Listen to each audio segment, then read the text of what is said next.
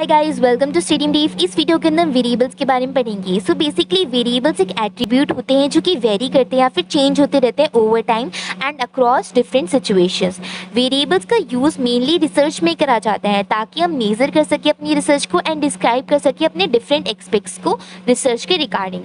Variable के अलग अलग टाइप्स होते हैं, जैसे कि इंडिपेंडेंट वेरिएबल। इंडिपेंडेंट वेरिएबल का मतलब होता है वो वेरिएबल जो कि मैनिपुलेट नहीं होती या फिर कंट्रोल नहीं होती किसी भी रिसर्चर के through. Second is dependent variable. अब जो डिपेंडेंट वेरिएबल होता है वो वेरिएबल होता है जिसको मेजर एंड ऑब्जर्व करा जाता है in response to change in the independent variable.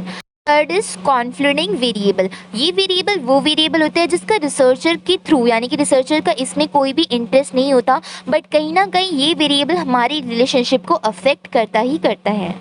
It is continuous variable. Continuous variable वो वेरिएबल होते हैं जो कोई भी वैल्यू को ले सकते हैं within a certain range. Example के लिए height, weight, temperature. Fifth is categorical variable. Categorical variables वो वेरिएबल्स होते हैं जिनको ईजिली कैटेगरीज में डिवाइड करा जा सकता है एंड ग्रुप्स में डिवाइड करा जा सकता है। एग्जाम्पल के लिए जेंडर में मेल एंड फीमेल आप कर सकते हैं। एजुकेशन लेवल हो गया।